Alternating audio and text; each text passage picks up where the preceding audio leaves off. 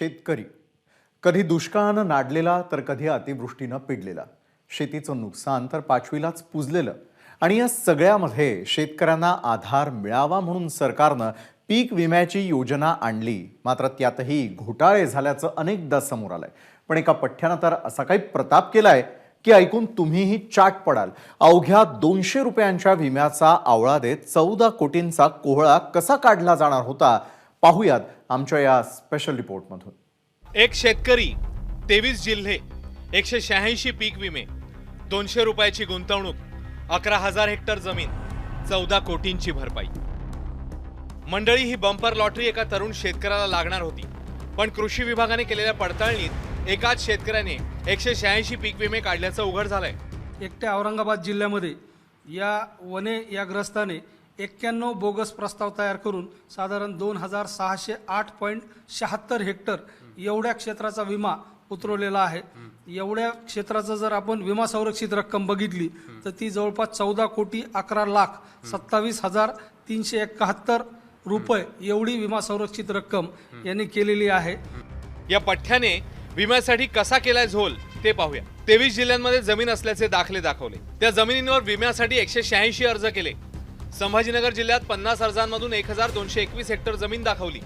6,09,56,000 रुपयांचा विमा काढला. बीड जिल्ह्यात 31 अर्जांमधून 583 हेक्टर जमीन दाखवली आणि 3,04,35,000 विमा उतरवला.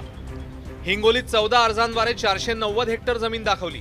लातूरमध्ये 14 अर्जातून 380 हेक्टर जमीन दाखवली. चंद्रपूर, जळगाव, नाशिक, सातारा, सोलापूर जिल्ह्यातही विमा उतरवला. या जमिनीचं क्षेत्र अजून विमा कंपनीकडनं उपलब्ध झालेलं नाहीये.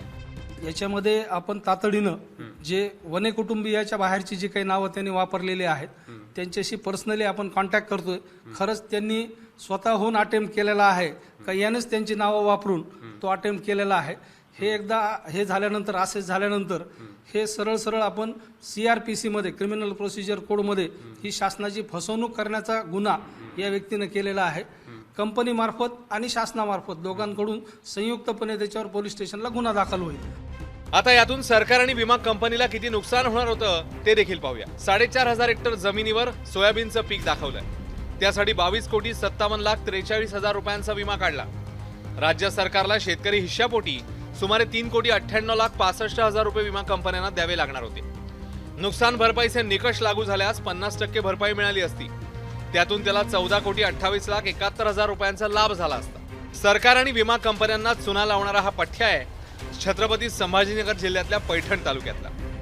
बीडमध्ये देखील पीक विमा भरण्याचं लायसन असणाऱ्या 150 पेक्षा अधिक लोकांनी हजारो हेक्टर जमिनीवरती अशाच प्रकारचा बोगस विमा भरल्याचं देखील समोर आलं आहे.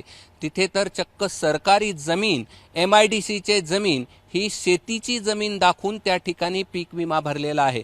त्यामुळे या पोर्टलच्या त्रुटीचा कसा प्रकारे फायदा घेतला जात होता यावरनं स्पष्ट होत आहे.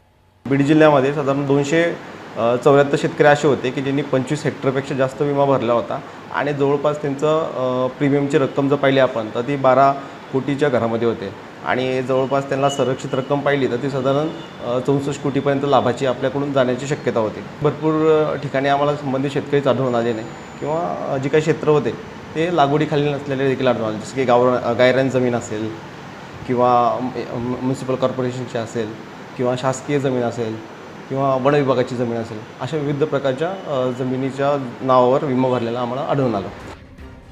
पीक विमा भरण्यासाठी पीक पेरा स्वयं घोषणापत्र, 7/12 उतारा, आधार कार्डशी संलग्न असलेलं बँकेचं पासबुक, आधार कार्ड, सामायिक खातेदार असल्यास देवायचं संमतीपत्रही लागतं.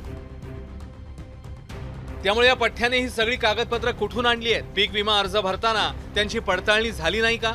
आणि नसेल तर आजवर अशा किती बोगस पीक विमा उचलला गेला असेल? कृष्णा केंडे, ABP माझा, छत्रपती संभाजीनगर. ABP माझा, उघडा डोळे बघा नीट.